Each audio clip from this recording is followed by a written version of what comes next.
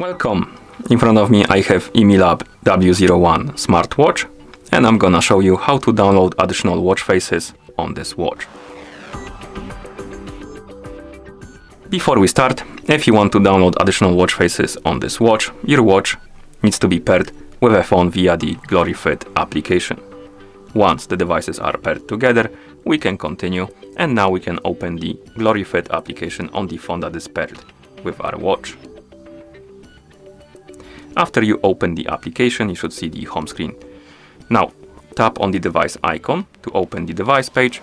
On this page, you should see your IMI SW01 watch, which means that the watch is connected with the phone. Now, tap on the watch faces option, and here we have the dial center.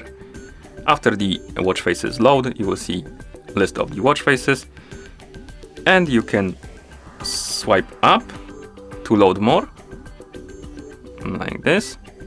Now, find the watch face you would like to use on your watch, tap on it to select it. For example, maybe this one. And then tap on this button right here, the green button, synchronous dial. The watch face will start downloading and then syncing to your watch.